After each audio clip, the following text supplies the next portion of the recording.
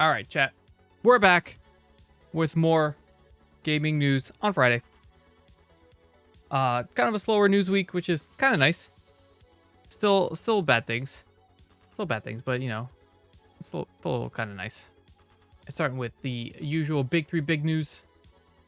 Ball news. Chat picks. Let's get it going. First off, we're talking about PlayStation physical sales stats. This is Chris Scullion, VGC. Only 7 PlayStation games have sold more than 100,000 physical copies in the US this year, says analyst. That's kind of wild. This is a low number. Circana Senior Director and Video Games Industry Advisor Matt Piscatello was responding to a news story about a Wolverine trailer being flooded with comments protesting Sony's decision to stop releasing new games on discs from January 2028. Piscatello noted that while players should be making their displeasure heard, the reality is that physical PlayStation games don't sell anywhere near the same numbers as they used to in the US. 2 PlayStation video games sold more than 10,000 physical units in the US during the week ending July 11th, 2026. 7 have sold more than 100,000 physical units year to date. Commenting is cool, use your voice and all that, but commenting is cheap, I don't know. Later clarified that the figures didn't only refer to first-party PlayStation games, but total PlayStation. All games, all publishers, all PlayStation platforms. That's a crazy stat. It's a crazy stat. It's been 3 weeks since the announcement. So yeah, people can, like, again, you know, it sucks, and people can scream about it all they want, but he's pointing out that the fact is that no one's buying the physical games in terms of, like, the volume. Like, the volume just isn't there for them to sustain it, which makes sense. So there's some sales stats for physical games for PlayStation. Part of the reason why they're doing it. Again, it sucks, and I wish it wasn't happening, but that's just how it is right now. And then more PlayStation stuff. PSN was down for a while. I think it might still be having problems. They're not fully back. But PSN still down several hours after Marvel Tokon Open Beta goes live. Dave Aubrey, VGC. And there's a couple updates here. Currently trying to access PSN on PS5 console or via a game that requires a PSN sign-in are currently being hit with error screens in the error code, whatever that is.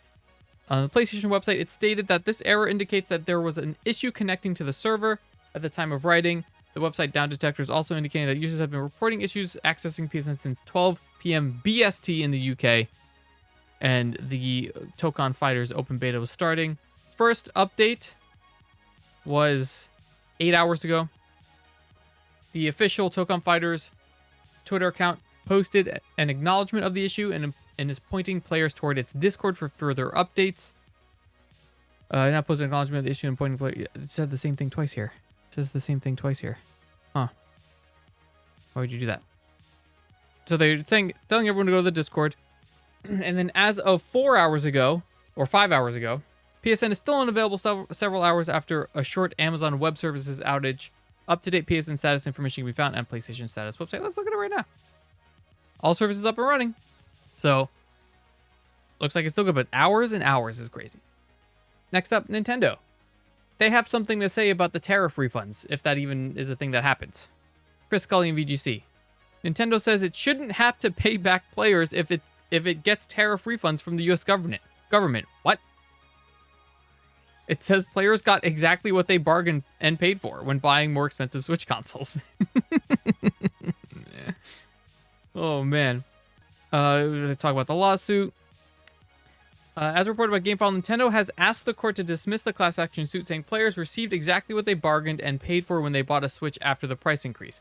Nintendo's lawyers argue that the suggestion it was being unfair by not retroactively making the Switch cheaper again and refunding players the difference is not how commercial transactions work because the customer agreed on the price when they bought the hardware.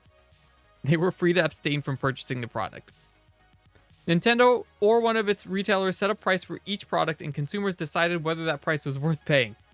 Those who bought Nintendo's products received exactly what they bargained and paid for: a console, game, and/or accessory at a price which both parties agreed. The money plaintiffs paid represents the purchase price of the goods they wanted and received. Plaintiffs are not entitled to a rebate simply because of intervening legal developments related to tariffs. Crazy. Imagine just like doing it just to be cool, you know? They're saying, fuck you guys, you agreed to pay that so you're sticking with it, no refunds. But imagine, you know, you could just do it to be cool, you know? You could just do it. You could, but no, they just want the money, and that's all they care about is the money. Great, this industry sucks. This industry sucks. Next up, let's go to Xbox. Launching backwards compatibility on PC with a couple games. Dave Aubrey, VGC. Xbox backward compatibility launches on PC. 4 Xbox games playable now. Those games are Blinks, The Time Sweeper, Conquer, Live and Reloaded, Crimson Skies, High Road to Revenge, and Fusion Frenzy. What a great classic game that is. The rollout feature started today with 4 games for the original Xbox available now to play on Windows PC and handhelds. Players can currently purchase any of these games on PC, with more games are planned to be added in the future. The titles are also included in all Xbox Game Pass tiers. New features have also been added to the titles, including 4x resolution scaling, VSync support, texture filtering, and anti-aliasing, and more. Also confirmed that achievements will be added in the future. Original Xbox games have never had achievements, but Xbox plans to add them to both the console and PC versions in the coming months. That's actually pretty cool. I like that a lot. That sounds like a fun time. Hopefully they add more games very quickly. I want to see more Battle for Middle Earth games. Get those back in action. Come on now. Next up on Xbox still. Running ads when you're streaming games? Huh? Chris Cullen, VGC. Xbox has started testing the option to stream games for free with ads at the beginning, but says it's crucial that we don't interrupt the flow of gameplay. Huh. Interesting. As reported on the Xbox Wire blog, Xbox insiders are able to test an ad-supported way to stream games they own for a limited time. According to Xbox, ads will play before game sessions start, but not during gameplay, to ensure the core game experience is unchanged. Sessions will be limited to 1 hour in length. What? Also stresses that this method is optional and players can choose other ways to play their games, such as paid cloud streaming through Game Pass or downloading and playing games locally at any time. It says it will stand by the following 5 rules. We have these 5 rules that we're going to stick by. We start with the player. Ads should create value. We do not interrupt the flow of gameplay. We hold ads to the same quality bar as our content. We're clear about what's advertising. We make sure ads fit what players expect on each platform. Huh. I wonder if we will see some AI ads in there.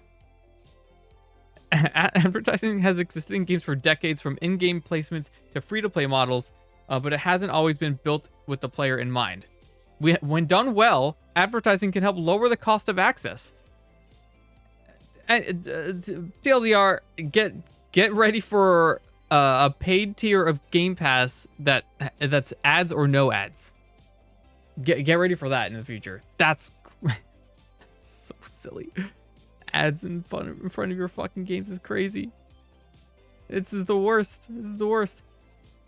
Continuing on with Xbox, fired Bethesda workers are pissed. This is Connor McCarr, Eurogamer. The smallest severance pay possible, Bethesda union vows to fight as studio employees reel from bare minimum payout following mass Xbox layoffs. Employees at Bethesda's Montreal studio have reportedly been told they'll receive the smallest severance pay legally possible. According to Bethesda Workers Union 1BGS, which made the claim on social media, Bethesda reportedly notified employees in Montreal of their termination on July 17th, detailing an exit package 1BS calls the smallest severance legally possible without bargaining with the union. The union also claims that this contradicts what employees were told in a video call on July 6th, that they would be employed until September and that the severance was being negotiated with the union. Also, they straight up lied. Instead, the emails received on the 17th brought dire news beyond their sudden termination. According to 1BGS, employees were reportedly told they would receive 8 weeks of pay in lieu of and any remaining vacation pay, which the union describes as the bare legal minimum in terms of severance. In addition, it says employees would immediately lose access to their group benefits, health insurance. In response, they've now filed a legal complaint against Bethesda for violating Canadian labor laws. Labor laws. Why is there a U in there? Bethesda and Xbox leadership depend on our labor to make them millions. The union wrote on social media, and yet when we do, we are disposed of. The cycle of workers paying for the mistakes of management ends here. It's so true. You make a shitty game, fired. Make a great game, you're fired. Make a game that hits all the metrics that we want, you're fired. Crazy. Crazy. So yeah, hopefully they win this. Hopefully it goes through and they win this. It's all gross. It's all gross stuff. Very, very gross. Next up, Vermilla Studios closes down. I don't even know if I'm pronouncing that right. I'm going to assume that I am. Chris calling VGC, the studio behind Blumhouse published horror game Crystal Theater of Idols has reportedly shut down. I don't remember a single thing about this game. Your blood is your weapon. That sounds familiar. That sounds familiar now. I kind of remember this. I have some memory of this. That looks pretty good, not gonna lie. Reports started emerging earlier this week that the studio may be conducting layoffs, and as staff have taken to social media to confirm this, some have stated that the entire studio is closing down. A game designer, Raul Alejandro, wrote on Twitter, stating that the Madrid-based studio was no more. A few months ago, I shared with tremendous excitement the announcement of Crystal Theater of Idols. Today, I wanted to provide a bit of context for everyone who followed the project and supported us from day one on Vermilla. A few months after launch, Vermilla Studios had initiated a redundancy procedure that has ultimately led to the studio's closure and the departure of the entire team. It's very tough news for those of us who have dedicated so much effort and love to the project. Even so, I don't want that to be the memory that remains. Working at Crystal has been the first stage of my professional career, an experience of which I feel very, very proud. I've learned so much and have had the luck to share these 2 years with incredible people. The project has reached the players, but unfortunately the studio has not been able to move forward. I'm sad with how this stage ends, but proud of what we all achieved together, both the team and all the players who created a beautiful community. Introduced during the Summer Game Fest 2024, published by Blumhouse. Interesting. The game was released February of this year on all the consoles. What's the going rate for it on Steam right now? Let's check. Look at a little discount double check. Crystal. $16. This is actually not bad. What is it on Xbox? $18. Not bad. That's probably fine. Honestly, that's a great price. Looks like a great price. I'd play that. I'd play the shit out of that for $18 for sure. Might put that on the wish list there. But that sucks that they're shutting down. It's got very positive reviews on Steam, so it did pretty well. But I guess not well enough. Which what is doing well enough, you know? Next up, more union stuff. Rockstar, their union is apparently growing. This is Connor McCarr, Eurogamer. The Rockstar Games Workers Union, which was formed earlier this year in response to the controversial job cuts, has now more members than it ever had before. According to a new video by People Make Games, the RGWU is currently asking Rockstar to voluntarily recognize it. If the studio does not, the path is open for statutory recognition, a process that could force the studio to recognize the union, and which is only possible due to the RGWU's increased membership.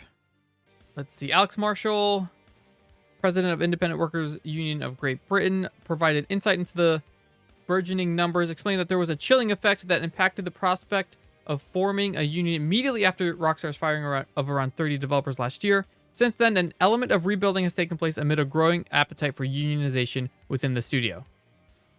No numbers, but apparently they're growing large enough and fast enough so they can tell Rockstar, you better recognize us. And I hope that, again, another thing, I hope it goes through. Hope they win. Rockstar, fuck them for all that shitty shit that they did. And I hope they pay.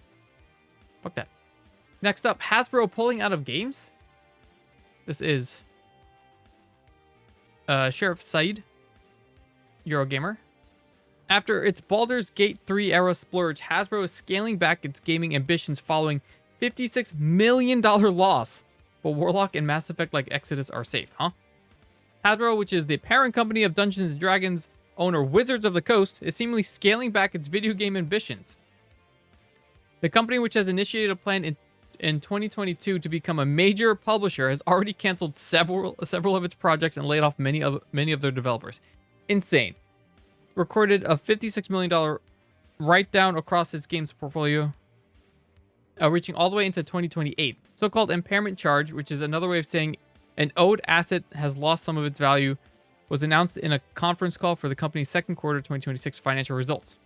The CEO, Chris Cox, reiterated that while the company continues to be committed to game development, its priorities are changing moving forward. To that end, existing projects such as Mass Effect like sci-fi RPG Exodus and the recently announced Warlock Dungeons & Dragons remain in development, Hasbro has not, however, addressed the G.I. Joe Snake Eyes game, which it said in February hasn't been canceled following the closure of its developer.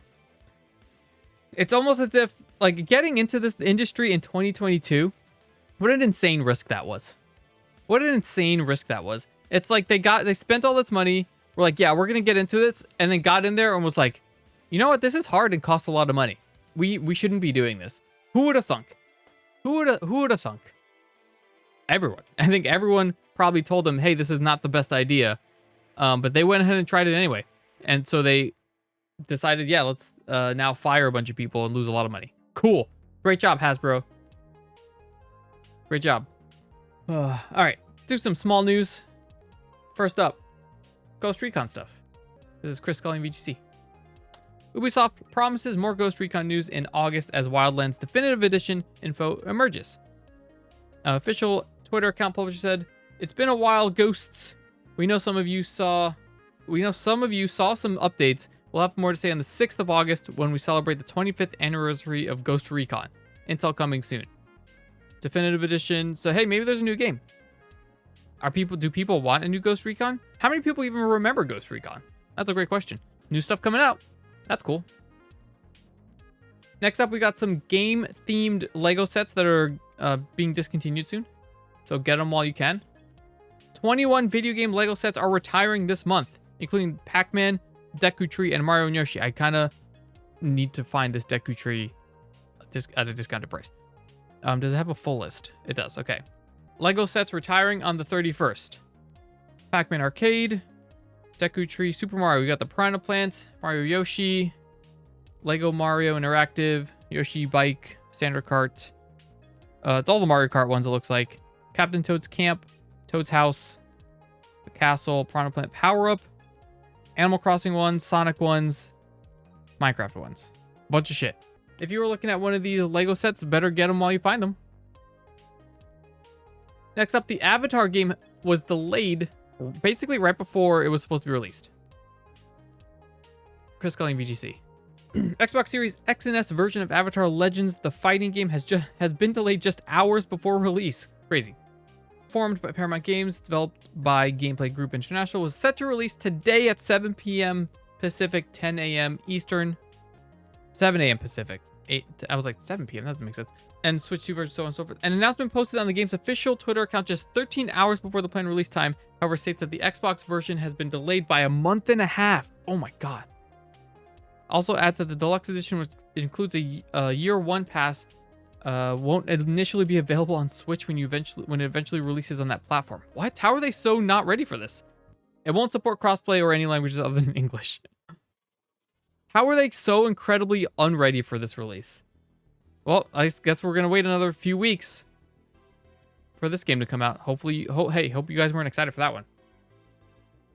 And speaking of delays, we got another Tomb Raider delay. Lara Croft can't catch a break. This is Matt Wales, Eurogamer. Another Tomb Raider game delayed. Lara Croft's big comeback at the hands of Amazon has hit yet another hitch. After TV show setbacks and a delay for Tomb Raider 1 reimagining Legacy of Atlantis, Amazon's gaming boss has confirmed yet another delay. Lara Croft's other adventure, Tomb Raider Catalyst, now won't arrive until sometime in 2028. Until 2028. Amazon head of gameplay, Jeffrey Gattis, broke the news in a fairly offhand manner while chatting with the game business Chris Dring, discussing Amazon's game strategy and its ambition to create a broad gaming portfolio following the recent relaunch of its Luna streaming platform. Gattis said, "We've obviously announced the 2 Tomb Raider titles. Atlantis comes the 12th February next year, and then we'll follow on in 2028 with the next one." So all of the, or both of the Tomb Raider games that were recently announced and shown off kind of heavily, are now delayed. I would be, yeah, see, hasn't been the smoothest starts from Amazon's big Lara Croft revival then, and there's been a calamity and controversy elsewhere too. In June, it emerged the Legacy of Atlantis was being developed using AI. So that's probably a big part of it, which, again, gross, vomit, piss and shit everywhere. Fuck them. Delays. All right, and that's basically it for regular news. Let's do some chat picks. First one. This is Virginia Glaze, IGN. Jennifer English steps away from Tides of Annihilation role due to health concerns. issued a statement following the news that she is stepping away from her role as Gwendolyn in Eclipse Glow Games' Ties of Annihilation. Statement says, I'm really grateful to have been part of Ties of Annihilation since the game's inception and to have worked with such a lovely team. Recently, I found myself needing to slow down and reassess the commitments I've taken on. After careful thought, I've realized I need to take time to rest and properly look after my mental and physical health. With that in mind, I've made the difficult yet personally necessary decision to step away from the project as it moves into the next phase. During this transition, I was pleased to help introduce the Ties of Annihilation team to a very talented actor who I believe is a wonderful fit for Gwen. Having seen her passion, talent, and care for the craft, I'm excited for players to hear her interpretation of the role and can't wait for players to experience what she brings to Gwen. I wonder if she name drops. Do they name drop? I don't think so. Yeah, so sucks, but also good. You know what I'm saying? Protect your peace, as we've been saying for a while now in various forms. Protect your peace. Do yourself good. Take rest. Take breaks. And let somebody else do it. Right? You don't have to do everything. Someone else can do it. All right. Next up, last thing. Chat pick. Carp sent me this story. So this is a weird one. So it's basically a video story from Jay Woodle, who is was a 7 Days to Die like content creator partner thing. All right. So TLDR in this one is 7 Days was having a big 3.0 creator thing, and they were giving out like preview builds of the game for them to make content with, and then they were asked to wait until the embargo lifted to release some of this stuff. And they were giving it out to a lot of people during like some sort of like creator week or whatever they were going on. So this dude gets his build and he makes a couple videos and like some short form stuff. And inside his video, he puts the videos up, and apparently there are two features in specifically apparently only his build that weren't supposed to be in there. And then when the 7 Days people saw it, the devs were like, take this down, please. take this down. That's not supposed to be in there. And he was like, what do you mean it's not supposed to be in there? I just got the build that you sent me. And they were like, how did you, like, whose things did you steal? Whatever, where'd you get this from? And he's like, I just got what you sent me. Like, I didn't know, like, it doesn't say anywhere that these things can't be shown. Like, how am I supposed to know that I got sent the wrong build? And they were like, well, take it down, take it down. And this is where it gets like both sides, like, what are you doing? You know what I'm saying? First, you got 7 Days, like, sending people the wrong build with stuff that hasn't even been officially announced or, like, mentioned at all. Like, how do you fuck that up? How do you send it to a content creator? How do you fuck it up that bad, if that's what happened? And then you got this guy who flat out basically refused to take down the videos. It went so far as, like, he found out that the shit's in there's not supposed to be shown. And they were like, can you take him down or, like, re-edit them? And he was like, no, you guys sent me the wrong thing. Why would I do that? I'm not gonna take the hit on that. And they're like, yeah, but like you're not supposed to show these things, so we're asking you to take this down. And then it got to the point where like they were yapping back and forth, and then lawyers got involved, so now he legally can't touch the videos that are up there because they got copyright struck from the developer on YouTube. And so now he's fighting with lawyers about it, and then they're talking shit about him, and he's like, I'm not talking shit. Like, you guys fucked up. Like, I wasn't trying to post stuff that I wasn't supposed to. So eventually, like, they struck his videos, they removed him from the creator list. And his reasoning was that he's fighting this so hard because he doesn't want like his name tarnished, because like the developers were like talking shit, and he was like, I'm making this video because I don't want to be talked about like that, and I need to set the record straight. But then it's like, if you're so worried about your status or whatever, why wouldn't you just take the videos down immediately? Like, as soon as you're told like, hey, these things cannot be shown, and then why would you just take them down? Like, why are you fighting that? You know what I'm saying? And he goes on to emphasize that, like, yeah, 7 Days is like a huge part of my channel, of my community. Like, it's been basically kind of like my livelihood and my career for like years and years. And then it's like, okay, cool. If you care that much about it, why don't you just take the videos down if they're asking you to do this? Like, why are you getting it to the point where lawyers have to be involved? What are you doing, my dude? So yeah, both sides of this. Very odd. Very, very weird decisions. I don't know what the hell anybody's thinking on either side. But at this point, now they're just locked in a legal battle. Nothing can be done about it until that goes through. So it sucks. It's a shitty situation. But again, like, if it was me, and that happened to me, I'd be like, oh shit. And I'd either just take them down or re-edit them and re-upload them. I would just do that. Because it's not, like he says, it's like a big financial loss on his part. But like, at the end of the day, you just make another video, you know? It sucks, but like, that's just the content creator life. I don't know. But yeah, it sucks. Shitty situation. I hope it all gets cleaned up. But that's going to be it for today for news. Malware and Mecha Chameleon workshops. That sucks. So let's not download any more of those maps. That's gonna be it for gaming news this week. Kind of short, which is fine. I'll try to have this up on Sunday, as usual. Thank you all for hanging out live in the chat, for chatting and popping in. Check out the links. YouTube, Twitter, Discord, TikTok. Hopefully next week is light and not as shitty. Quicker than him editing a video, exactly. And that's gonna be it for me. We'll be back next week with more news.